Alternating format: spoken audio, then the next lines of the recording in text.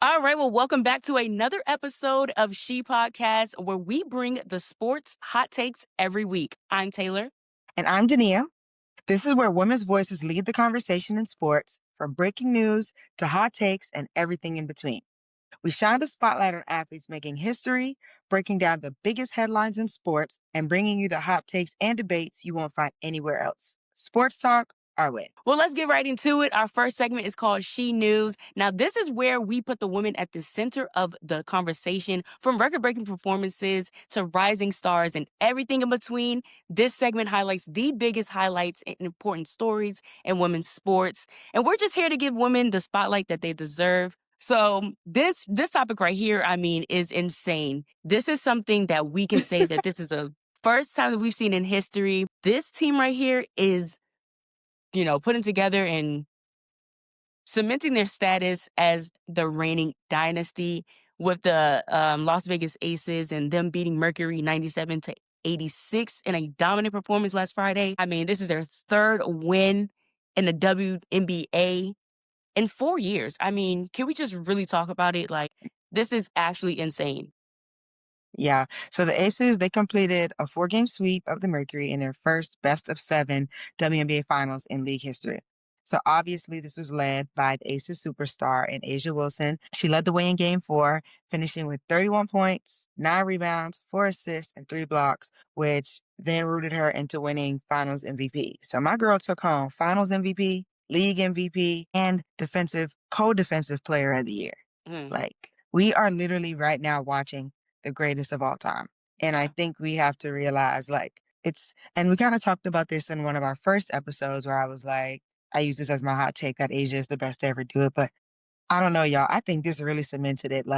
3 titles in 4 years is crazy. And the league now, especially for the WNBA, has become so competitive. So for them to be able to do something like this, on top of them starting their season less than 500 by All-Star break, they were not making the playoffs, let alone winning a championship. So for them to kind of make this big turnaround in their season with Becky Hammon at the front, A'ja Wilson, the GOAT of all GOATs, leading them, and then their 2 other really great players in Chelsea Gray and Jackie Young. This is amazing. I'm so happy for these women. Obviously, it would have been cool to kind of see Phoenix win their championship as well, but I don't know. The Aces just kind of put it together when it counted the most. Like they always say, it's not how you start, but it's how you finish. And they finished this season rocking, okay? To sweep is crazy. Now, granted, the Mercury did have some injuries kind of go down towards the end of the season, but this is crazy. I'm so excited for them. I'm so happy for them. And I know my girl A'ja going to turn up in that parade. Okay? And I cannot wait till my girl is going to be turned up. She gotta have the tambourine. Has to have the tambourine. Got to bring the tambourine. Got to bring that y'all tambourine. Seen the press conferences, but that tambourine was the main character. Main character. So, well, yeah. That's big up to them. Like you said, I think it took me some time to come around to it, but I think that this is something that is very special, and for it to be just done the way it's just done in so much poise. The Aces, they come in and you already know what the game is. They're the standard. They're the standard. Exactly. They're the standard. So big up to them, and I know that parade's about to be crazy. I know. Shout out to their head coach Becky Hammon, who's always giving them their flowers, but more specifically, she always gives A'ja Wilson her flowers. I believe she said in one of her press conferences that you have Mount Rushmore, but Asia's alone on Mount Everest. There's no one around. It's just A'ja Wilson. And I think after this run for the championship that she's done, Becky, you ain't lie. Yeah, it solidified it. It solidified it at that point. It really is. She's the greatest to ever do it. And she's only 20. She's not even 30. She's not 30 years old. So much more growing to do. So much growing. If we make the comparison to Diana Taurasi, who played till she was 40. Yeah. Asia's entering her prime. Oh my gosh. This is crazy. Sorry. We're on a little tangent, but we're really about to see it's just gonna get better from here. It's only up from here. And they just got to keep that momentum going, right? Because sometimes when you're at the top, it's a longer fall. But we're not even going to speak that into existence. We're just going to give them their flowers now. They're doing an amazing job. Becky Hammond's doing an amazing job with that team, and I just love how everything is just so cohesive. They're such a big family, literally on and off the court. It's beautiful. For sure. We are going to jump right into the track side of things for S.H.E News. Yes, y'all, we're coming to you with 2 topics of S.H.E News this week. because the women have been doing their big one. Yeah. So, track and field took over New York City last week at Athlos, which was held in New York City. They brought world-class speed and star power to the streets, from the electric energy of Times Square to the iconic lanes at Icon Stadium on Randall's Island. This event showcased some of the fastest women on the planet, all chasing one of the richest prize purses in track history. All right, we're going to start with Brittany Brown. She completed the sprint double of the 100 and 200, where she also broke the stadium record. We have Tara Davis Woodhull, who ties her personal best of 7.13 meters, carrying the title in the long jump, and Masai Russell, who is the reigning Olympic champion. She won the 100-meter hurdles. And then we have Faith Kipyegon, who won the mile and ran the fastest time on U.S. soil. That girl, dang near. Insane. If she was American, that would have been an Insane. American record. Oh my gosh.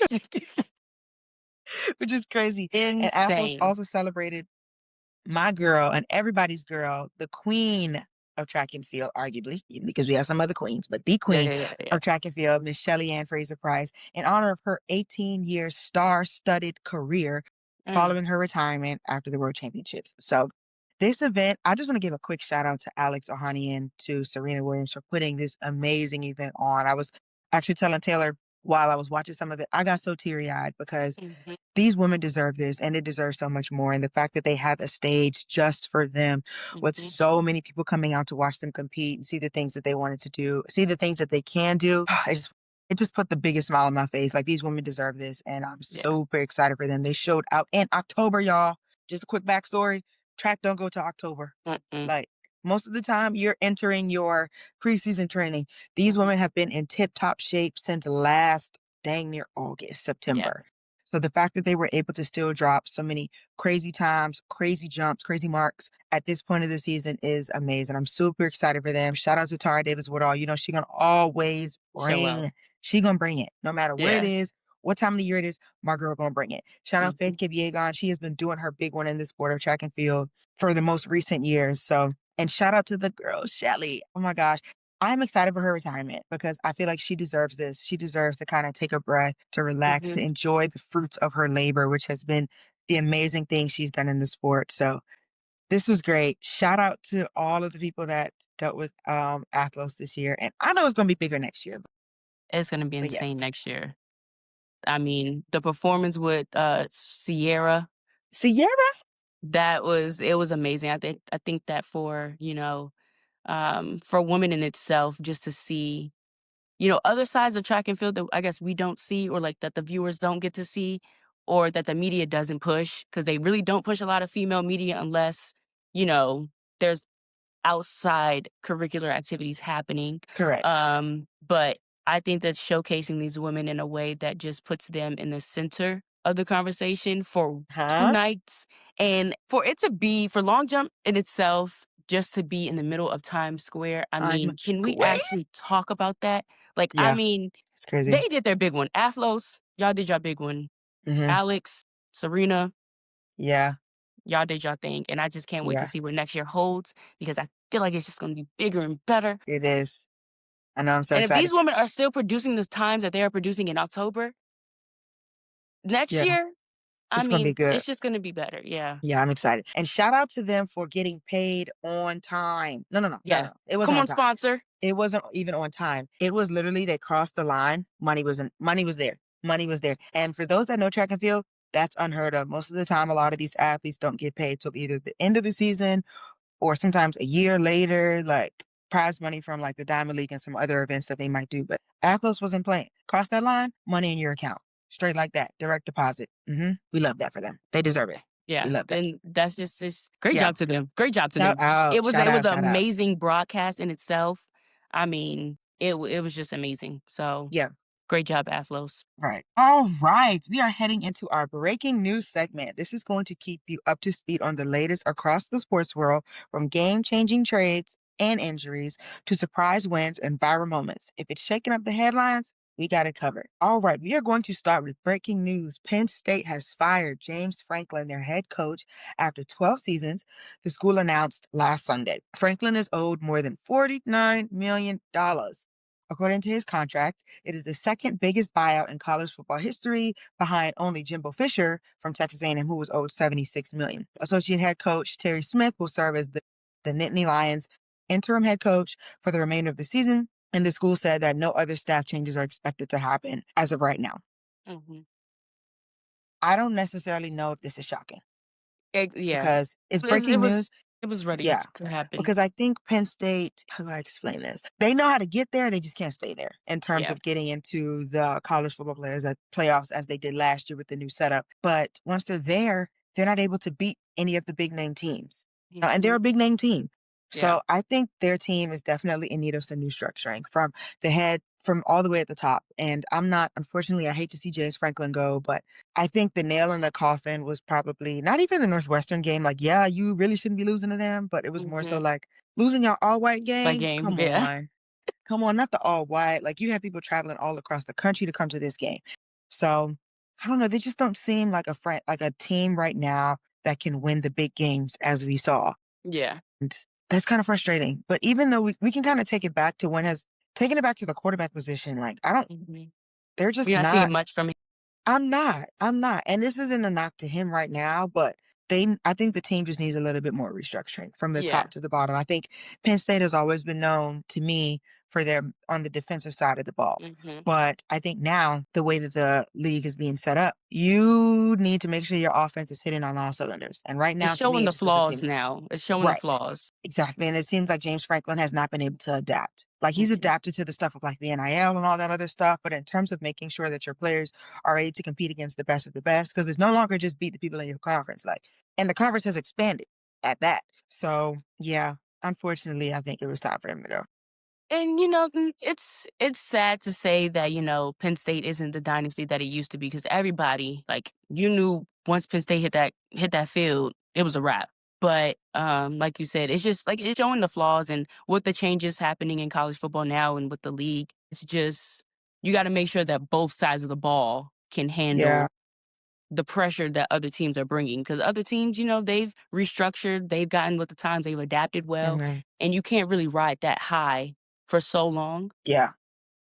So I think it was time, and we'll see what happens with the Nittany Lions coming up next. But Yeah. I'm definitely excited to see who they hire because I know that they've thrown out some names, obviously from the media and stuff like that. But I don't know. I think it's gonna take somebody new and improved to kind of come up in there. They will get the talent. That's not within question. They can get the talent, but it's what are you gonna do with that? Because I don't think that Penn State hasn't had. Obviously, they just had Abdul Carter mhm, they just went to the Giants. But like I said, the defensive side of the ball, like, we need y'all to pop out a quarterback, a wide yeah, receiver. Like, the last time on that side of the ball, you had what, Saquon Barkley? mhm, You know what I'm saying? And obviously, they have Michael Parsons on the defensive side. But yeah, they're in need of some changes, especially to kind of keep up to make these moves in the playoffs that they're mhm, capable of doing. But for some whatever reason, they get there and it's like, what's happening? yeah. So Yeah, it starts yeah, from the head. It starts from it the does. head. It starts with the right play calling because some of the plays that they called was just like, really? Why are we doing that? But it was in time for change. Time for It was, change. unfortunately. It's time for Penn State to get back to Penn State because like you said, after losing your all white game, and that's a game that everybody looks forward to and it's circled on the calendar, Yeah, I think that that was a show and tell that's where it about started. how, yeah, that's where it started, Yeah. honestly. So, The eyebrows started to raise at that game. And after that, it was mhm. kind of like, So do you think that since, they haven't had like they're not having such a great season this season that, when they start to draft and recruit, do you think that, they probably won't get the best of the top because of, how they're looking right now and how their season is going? Because you got other teams like you got Georgia Tech coming up. climbing that ladder. You know I what I'm think saying? this is going to be controversial. Georgia Tech is not set up as a program to be successful in the long run. Mhm. Like, I'm saying for years to come. Like, you're not going to see Georgia Tech in the top 10 every single year. That's just not how their program is set up. That's not how they've ever been. Penn State, on the other hand, they always got a shot, you know? Mhm. And I think they will always be in the conversation for the top 10, top 15, depending on what that year looks like. So I don't think they'll ever have an issue with recruiting. I think the coach coming in will kind of be like, okay, what are you willing to do? But the way the landscape is kind of set up now with the transfer portal and stuff, they Mhm. won't have an issue. They got the money, they could pay you. They don't have a shy bit of that. But in terms of recruitment, I don't think they'll have an issue because the history and the knowledge of Penn State is still there. So it's Mhm. kind of like Alabama. They might not necessarily be always in the top 5, but they're gonna be in the conversation every year, you know? Now, granted, we've obviously seen them not be able to get the top 5 recruits in the class every year because of NIL and stuff like that, but they're Mm-hmm. always gonna be in the conversation. The history is there, and history will never change. Yeah, I'm excited to see who they do bring in, Yeah, and but how the dynamic changes. the dynamic changes, yeah, because it's gonna have to change a little bit because you can't always get to the college playoffs and get beat out the first round. Like, Mhm. we're gonna have to have a conversation now.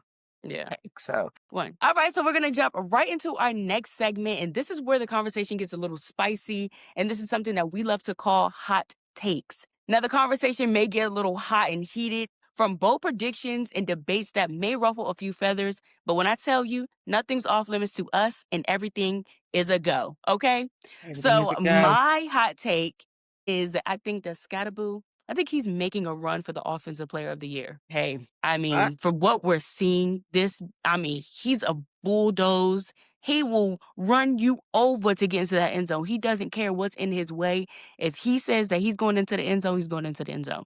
And I think that with him in darts chemistry, Mm-hmm. I mean, that dynamic right there is a duo match made in heaven. So, I agree. Sorry. nothing yawning. Sorry. I was trying to hold it in. So I think, okay, it's a hot take, but if you watched him in college, that's not a hot take. Because it's Yeah, like he he was doing the single-handedly same thing. almost beat Texas in the college playoffs, in the college football playoffs. Single-handedly by himself. By him. He did it all. He did it all. So I was very surprised to see that he wasn't talked about a little bit more in the draft or even in the years season to come in the NFL, obviously. But we already know the landscape of how people feel about running backs. So there's that. And Mhm. I feel like the NFL kind of already had their eyes set on a running back in Yeah. Genty. So the fact that there could have possibly been two that kind of came and shook up the league a little bit was kind of like, I don't know. Ooh, It's a good thing. And also, I just feel like with the Giants just not being good and they're really getting their notoriety from the quarterback, I think that everything else gets overshadowed, especially with Malik being out. Now you're seeing the other sides of other players.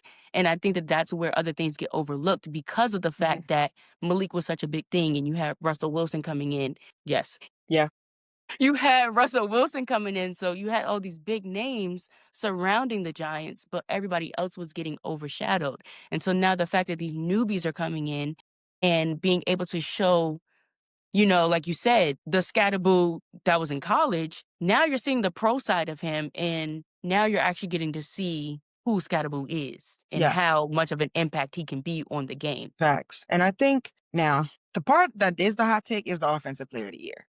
Is this offensive player of the year? Yeah. Yeah. Now, rookie, got a conversation. But he's competing against someone in his own backyard in Jackson Yeah. Dart as of right now, Hmm. obviously. We don't know. It's still early. We don't know exactly what's gonna happen, but who offensive rookie of the year? I don't know. That could be a I'm interested to conversation. see if the Giants are able to sustain this run. Not just the run in the sense of the winning of the games, but sustain the way they decide to run the ball. You know what I'm saying? I Hmm. don't know how sustainable that is. Mm. Cause yeah, I But love Scatterboo. sometimes I love his energy. it's not even about the team. It's about, the player because it's an Yeah, but they have to individualized. put him in positions to be able to run the ball. Like you can't just give him the ball and say run the ball when the O line is blocking the whole thing, thinking that Mhm. you know what I'm saying? They have to still put him in positions to run the ball. Or put him in positions where he can get out and do short yard gainage and stuff like that. So it does still come down to coaching. Now, granted, you can't take away who Scatterboo is, like his Mhm. energy. We So yeah, I think my only question is will the Giants be able to sustain this run for him? Mhm. You know what I'm saying? Mhm. That's my only question. That's my only concern. Yeah. Scatterboo, he's bringing the energy. He's bringing what the Giants need right now. The division right now is up for grabs. No. It's up for grabs because Well, nobody it's is piece really forward. like killing it. The Eagles started Right. off hot, but they kind of having some issues right now. Mhm. You got the Commanders who kind of unfortunately just lost to the Bears, but They're still doing the big they're one still doing pretty good. now The that Cowboys Jaden's are out. doing pretty well. So the division is up for grabs. Yeah. So we gonna see. But anyway, Scatterboo, okay now. We see you. We We see see you. you. You doing your thing. We see you. All right. My hot take. Well, let me explain it. But no, I'm just get a hot take and I'll explain it after that. Protection for Dylan Gabriel was nearly non-existent in that game they just played against the Pittsburgh Steelers. Something seemed a bit off with that O-line. Explain your opposition. Was it a little intentional? Mm. The hot take is the O-line failing to protect Dylan Gabriel seemed a bit intentional. Hear me out. We knew, I think it kind of was mentioned on, I don't remember whose podcast it was, but I want to say it was The Pivot. Shout out to them, where they had Steve Harvey on and they mentioned that the dogs are coming. Yeah. And the Pittsburgh Steelers and the Baltimore Ravens. Like, they saw them dogs in the Pittsburgh Steelers against that defense. And that man was sacked 7 times. 7 times. And almost threw several interceptions. Several. If the Steelers were able to hold on to the ball, that would have been several interceptions. Yeah. And the fact that they even allowed him to throw the ball 50-something times is beyond me, but we're not going to get into all of that. So the reason why I feel like it was a little intentional is because these players are not idiots. They are not fools. They know exactly what's going on. They know exactly what the management is doing. And I feel like they want to try to have some type of say. A lot of times, like, they have a job to do at the end of the day. And they know, regardless of who the quarterback is, they have a job to do. Right. But at the same time, these players also have a voice and they want it to be heard. And we've heard whispers about who they would want to see at the quarterback position and who is at the quarterback position right now. We're not going to get into all of that. So part of it is kind of like, do we feel like they're intentionally showing or putting Dylan Gabriel in a compromised position, which also I don't agree with, because you shouldn't do that to anybody. Like, you want him to go out there and put his best foot forward no matter what. Because at the end of the day, he got a job to do and you as the O-line got a job to do as well. But are they intentionally putting him in these compromised positions against Pittsburgh's defense, who is historically known to be pretty good, to get him out? To get him out. Ooh. Get him out. Because a lot of it was kind of like, when you watch some of the plays, it's like, y'all could have blocked better. You could have blocked. Like, we've seen you do better. We've seen y'all do better. So a part of me is like, is this a part of their scheme set up by Todd? I'm just kidding. But you know what I'm saying? Set up by Todd. I feel like they could have done a better job of protecting him, and it just seemed a little intentional. That's really what it is. It just seemed really intentional. I hate to say that. I don't want it to be that, but it just did. Now, granted, we all have our opinions on who we want to see at the quarterback position or who deserves to get an opportunity. But we're all out here for one thing and one thing only. And that's to win games. Exactly. That's to win games. And it just seemed like Dylan Gabriel wasn't given a shot with that O-line. So, anyway. That's the hot take. Spicy. I mean spicy, because now you calling out the whole O-line. Very spicy. You calling the whole O-line. Very spicy, man. Oh my goodness. But please leave us your hot take down in the comment section below, so that way you can maybe hear your hot takes on our next episode. All right, we are going to head into predictions. This is where we look ahead and put our takes to the test. From the over and under stats and breakout players to MVP races, Super Bowl picks, and championship forecasts. We break down the numbers, trends, and gut instincts to see who's winning, who's surprising, and who's coming up next. All right, we are going to roll through this top 12 list for the college football top 12 right now. As we know, the list ups and downs, it flows. So we're just going to rattle it off real quick. We have Ohio State, Miami, Indiana, Texas A&M, Ole Miss, Alabama, Texas Tech, Oregon, Georgia, LSU, Tennessee, Georgia Tech. All right. So last week, Taylor and I's picks weren't that great. They weren't good at all. They weren't that great. It's okay. It's part of the game. But what we did get sort of kind of okay is some of the people we thought would sneak in. Right now, we have Tennessee that snuck in there right now. And then, as Taylor mentioned, Tennessee, and I mentioned Georgia Tech.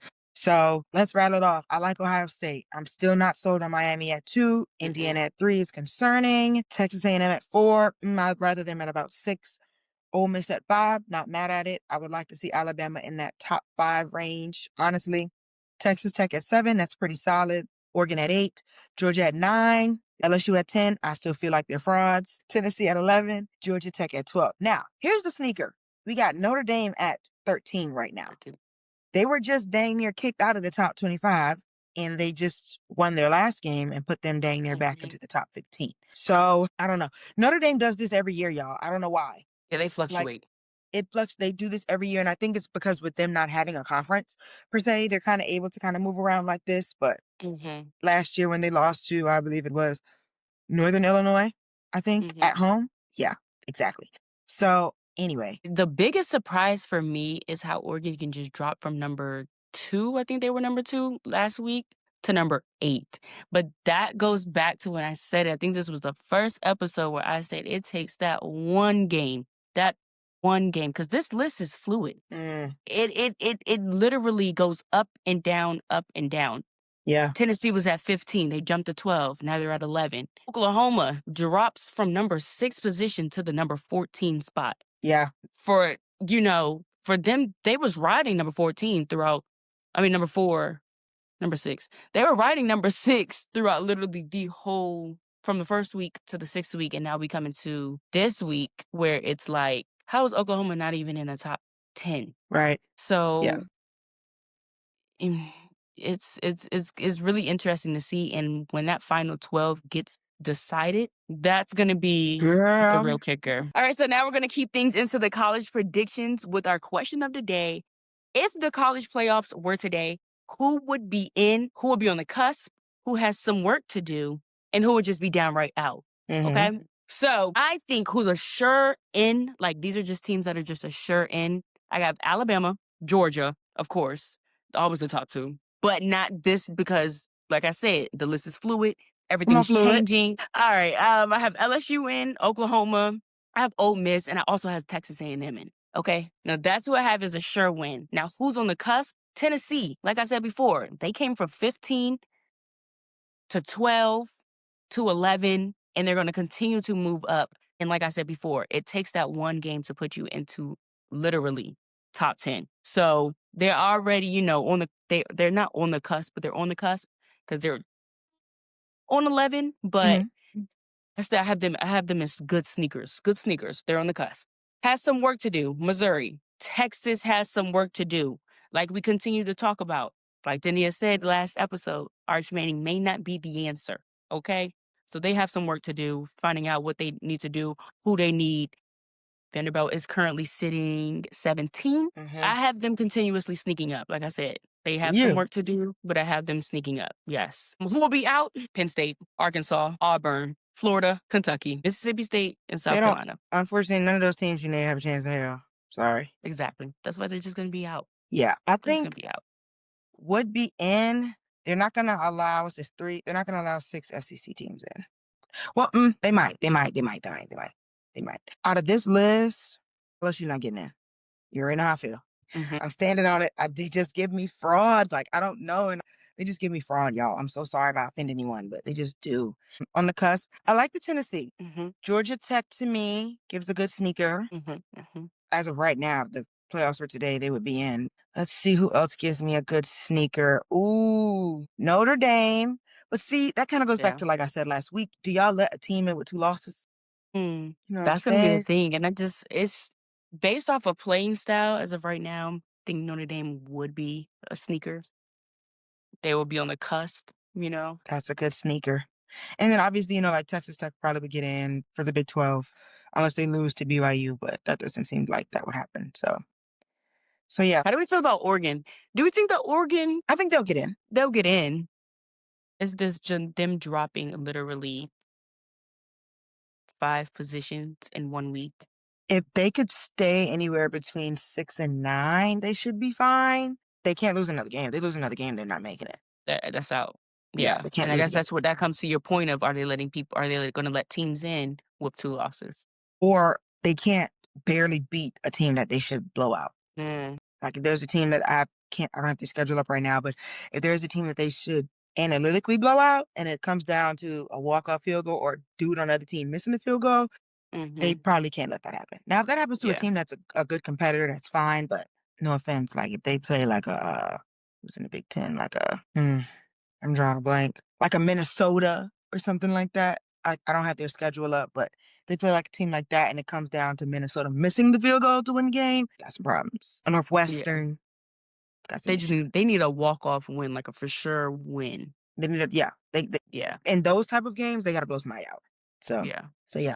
All right, girl. Okay. What you got? All right, now we're going to head over to our NFL Week 7 picks. Now, last time I wasn't so hot. I wanted to go 14 for 14, but these teams, They're really showing We're at that that point of the season where nothing is guaranteed. So nothing is guaranteed anymore. And it's so sad to see because that's my okay though. picks That's what were makes it fun. That's what makes it fun. my picks were That's why so we watch good, the but they weren't. game. All right. So game 1, we have Steelers and the Bengals. I got the Steelers. Rams and Jags. Got the Rams. Okay. Saints and Bears. I got the Saints. Ooh. Mm-hmm. Can they hold up against the Bears defense? Now, what I've seen last game against the Commanders, they did some good things. They did some really good things. Can the Saints stop the run? Because you're playing the Bears, you got to be able to outplay their defense and stop the run. Mm-hmm. Can't do those two things, you ain't winning. So that's true. I'm gonna go Bears for that one. Okay. But go ahead. Dolphins and the Browns. Suck I and got the suckier. Dolphins. Suck and suckier. I got the Dolphins. Let's just hope that, they can turn things around, I don't know. It's too much drama in the camp there for me. We'll get that. We'll touch on that later. Patriots and the Titans. I have the Patriots. Like I said before, Drake May is doing some really good things there. Okay. Not mad at that. Raiders and the Chiefs. I got the Chiefs. Okay. Panthers and the Jets. Panthers. Now, this one right here, game, I think the Jets should win. This should be a game they can win. I don't know if they should. They can. Okay. Yeah. This is a game that they can win. Now, I'm going to go Jets. Okay. I think Justin Fields he's looking for his first win. He's hungry for it. You got the worst game that you could possibly have out of your system. It's out. It's gone. Now let's lock in. You at home. Let's see. And Glenn, get your boys together. Yeah. Okay. Giants and the Broncos. I got the Giants. It's at the Broncos though. The way that Jackson Dart, Scatterboo, their defensive line at that is playing. I mean, they're literally holding teams to 3 outs. Oh. They're doing what needs to be done. That's a now, good like one. you said, it's at home. I mean, at the Broncos, on the way games, you got the fans, you got the crowd. I don't think that that's going to shake Jackson Dart and Scatterboo and also the defensive line because the way that they've been showing out, I think they need to keep the momentum rolling. Okay, I agree. Do you think? Because what I'm thinking is does the Broncos have enough time to kind of figure out this run game that the Giants out of nowhere just decided to establish? Yeah, right. So that's what I'm kind of I don't know. I'm gonna go Broncos because I'm leaning towards him, so I'm gonna go Broncos. But go ahead. Okay, all right. But we have the Colts and the Chargers. I have the Chargers. That's gonna be a really good game. Those are two teams right now that are playing really good football. Really good football. Justin Herbert, Daniel Jones tried to tell y'all. He said, "I was just in the wrong system. I can ball. Exactly. Don't play." Daniel is doing some things using his legs. We're seeing more from the Colts, Daniels, than we were with the Giants. So, like you said, that's going to be a really great game. I'm not mad at the Chargers pick. Washington and Cowboys. I have Washington. Do you? I do, and that's such a shocker. I have Washington winning. I don't know why, but something in my gut just tells me. I just see Washington winning. I don't really have a reason why I'm choosing against my team. I will say this, and this will kind of help you a little bit, or not help you, but make you feel a little better. But if Dak wins this game convincingly, and I'm not saying a field goal, I'm not saying this, I'm saying convincingly, put him in the conversation. But he got to win convincingly. It cannot be that their you can't rely Hall of Famer kicker just kicked a 60-yard field goal. No, we're not. No. But Jaden Daniels, outside of his he played mistakes that he made last game. He threw the ball very well last game. Very well. And that is going to be concerning for y'all defense. So yes, that's why I said Dak would have to win convincingly. He's just going to have to outscore y'all. That's what it's going to come down to because the defense can't hold up for nothing. So yeah, okay. So yeah, we'll see on that game. That game is still a question mark for me. But Packers and Cardinals, I got the Packers. Okay. Falcons and 49ers. I have the 49ers. I would have if they just didn't lose Fred Warner. I think it is Fred Warner. If they didn't just lose him, I would have said that too. But I'm going to go to Falcons here. Okay. They're dropping like flies out there. And still in the conversation for playoffs, which is crazy. But that's just the 49ers for you. Always in the conversation. Here's a kicker. I have the Bucks and the Lions. I have the Lions. Okay. Okay. Texans and Seahawks. I have the Seahawks. Okay. Well, who are the Texans? Really? Who are the Texans? I'm going to go Texans. Quarterback for quarterback, I got C.J. Stroud. Yeah. Quarterback for quarterback, I got C.J. Stroud. Geno Smith out there doing foolishness. So, yeah. Okay. Those were our Week 7 NFL picks. We'll see how they go. I'm hoping that we are right We do a on little most better of than them. last week. Exactly. I'm hoping we do a little better than last week. So that's that. All right, so now we're gonna jump into a segment that we like to call She Said What? Now we know that sports is all about more than just the score. It's about the drama behind it. Now this is from messy trades to shocking call-outs and to headlines that will have the fans saying, She said what? So in an unusual move, the Pittsburgh Steelers coach Mike Tomlin calls out and questions the Cleveland Browns and general manager Andrew Berry for the decision to execute a mid-season trade, trading quarterback Joe Flacco to the Cincinnati Bengals. Now, in a statement from him, he says, to be honest, it was shocking to me. Andrew Berry must be a lot smarter than me or us because it makes no sense to trade a quarterback that you think is enough to make an opening day starter to a division opponent that's hurting in that area. But that's just my personal feelings. I mean, he really just called them out and saying that, are you really like, she said what? What? No, why Exactly. would you do that? You said what? Yeah. I think this is you have to know that this really touched Mike Tomlin because this isn't like him. Usually, when the Mm-hmm. media asks him questions about other teams, anything that's not pertaining to the Pittsburgh Steelers, he's He very doesn't stern talk. on saying, "Nothing to do with me. Mm-hmm. If it don't got nothing to do with myself or Pittsburgh, I don't really have an Mm-hmm. answer for you. Or I wish Yeah. them all the best." So for him to kind of go out of his way to kind of speak on this, it kind of showed that it really did bother him. So I don't know. I don't really have much to say on it because it's kind of like the Browns felt like they had to do what they needed to do because they're paying what, 8 quarterbacks? Whatever. Mm-hmm. Maybe is it 8? It might be a little less, but you get what I'm trying to say. Yeah. And the Bengals in their division are hurting in that area to kind of go and like kind of help them is like, and I think that's Mm-hmm. what Mike Tomlin is kind of saying. He's like, you just traded to someone in your division who could potentially neither one of them right now have a chance to really make the playoffs, but who could potentially hurt Knock you us in the off. end Mm-hmm. is kind of crazy. To each his own. So for him to kind of speak out on that is kind of interesting because he's usually not that kind of guy. So he very much had a she said what moment. Yeah, because he called him out. I Mm-hmm. mean, and I feel like that's just the way the game goes. I mean, you have some things that are shocking. You have some things that just don't add up. But I don't think that it was a great call to do it mid-season Mm-hmm. because you're not even giving Joe Flacco enough time to adapt to Well, his that's new not his players problem. and adapt to Not his new gonna do him. situation. Right. But I'm just saying, it's just like, was it the best call? I think for them it needed to be because you didn't need that many quarterbacks. You got other people you need, and it ain't a quarterback right now. Mm-hmm. Don't forget now you got somebody that you're paying guaranteed money who can't play for you for the next year and a half. Probably Yeah. ever again. There's that. Oof. Yeah. That's a she said what. My goodness. Yeah. All Called right. out.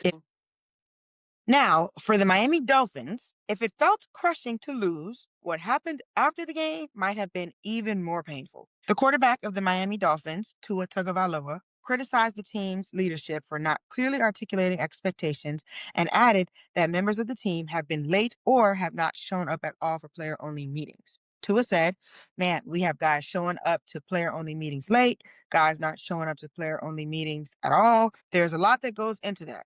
Do we have to make that mandatory? Do we not have to make that mandatory? So it's all the things of that nature that we got to get cleaned up. It starts with the little things like that. Now, before we hit a she said what, the head coach of the Miami Dolphins also had something to say on what Tua said. And he basically said, clearly, he's sending a message, but from my standpoint, everything that I've asked of the guys, they have delivered on. And so I'm sure whomever he is talking to, they'll deliver as well as he is directed a communicator with his team. Sorry, as he is the direct communicator with his teammates. Mm-hmm. Now, Tua, you said what? Tua should have kept his mouth closed. I'm gonna let you go first. Go first before I get into this. Tua should have kept his mouth closed because that's something that you don't express to the media. That's something that you don't say to the media because, in a sense, they could very well turn whatever you had to say and make it sound like you was pointing out individuals, make it sound like you was doing this, that, and the third, when all you were saying was whatever you were saying. But whatever you said shouldn't have been said. So, in that sense, you don't talk about what goes on behind the closed doors to the media. You express that like Mike said. They'll deliver that as well, and as he's the direct communicator with his teammates. You direct whatever problems you have to your teammates. You don't let the media know that people aren't showing up or team players aren't showing up to meetings, players aren't doing this, players aren't doing that. Because then that just that negatively reflects bad on the team that the media could spin in a different way. Now, we're not saying that the Dolphins are, on this high standard and there's problems going on, but maybe the reason why y'all aren't doing good is because of what Tua said. But that's just how the media could spin it. So I think he should have kept his mouth closed. And for Mike, I need him to learn how to interview well, because you over here looking at the ground, and ahhing. Like, come on, Yeah, speak he direct. was in La La Speak Land. direct. Yeah, speak direct. If you have nothing to say no comment. But other than that, I think Tua should have kept his mouth closed. And maybe he felt like that was just the place to say it, but it wasn't. Like, there's a place and a time for everything, and I just don't think that was the right place for that. I'm going to give a quick shout out to what I'm about to say. This came from Cam Newton. Shout out to him on First Take. I liked quiet Tua. I liked when Tua didn't say much. Because Tua, what are you doing? And now, I hate to make a comparison, but we're going to have to make a comparison because that's just the way this world works. Never in your life have you heard Patrick Mahomes, Lamar Jackson, Jalen Hurts, Jaden Daniels, and he just in his second year He in the just league, got here. go on that stand and blame anyone of their teammates. It is always, I got to do better. I could have done this. Even if that's not what you thought. As the leader of this team, as a leader of men, which you are to the Miami Dolphins, you take that on the chest and you say, I just got to play better. I got to do this. Because ultimately, you do got to play better. Yeah. You're not playing great. You're not out there throwing for 300-some yards, 3 touchdown passes, and all. You're not doing that. So when we look at the game, it looked like you suck too. And it looked like you need meetings as well. So I liked quiet Tua when you didn't go up there and sit and just throw your teammates under the bus, whether that's the truth or not. What, as Taylor mentioned, or as you mentioned, Taylor, what is said in that locker room or what is done in that locker room stays in that locker room. The media should have never known that people was late to meetings. The media should never know that people weren't showing up to player-only meetings or all these other things, because a lot of it, Tua, honestly, really could be respect. And they probably just don't respect you. And I hate to say it like that. They just don't. They don't respect. They might not respect you. They might not trust you. They might not really give a heck what you got to say. Because you go in these meetings and you say all these things, and then you go out on that field and play the way you've been playing.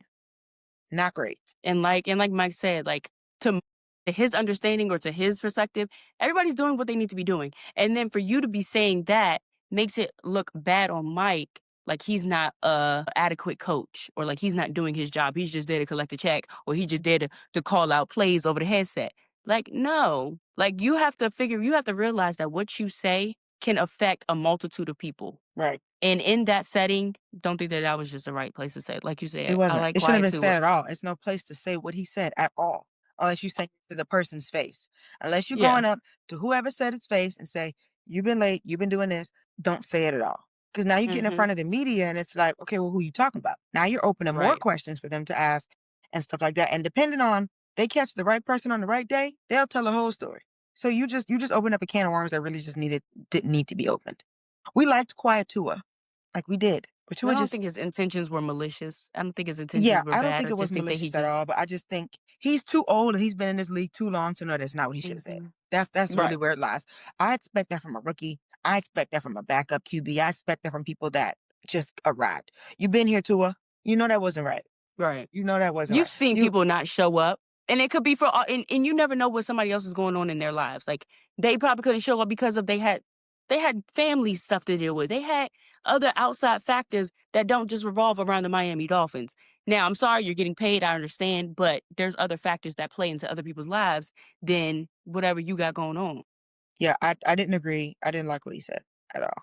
And I like Tua, but that I can't respect that, because I can't think that there was another leader of men in the National Football League that we consider some of the top 5 quarterbacks in the league that I might have just named would have never in a million years sat up there and said, if we watch Patrick Mahomes have a lights out game and you got people dropping passes, you got people fumbling the ball, you got people, you know what I'm saying? And Patrick has never went on the stand and said anything about either one of those players. So Tua, I didn't like that out of you. Didn't like it. All right. That is a wrap on today's episode of S.H.E Podcast. Do not forget to like, comment, share, and subscribe. Until next time, stay sporty, stay fierce, and continue to slay the game your way. Because when she talks, the game listens. All righty. Bye for now. Bye.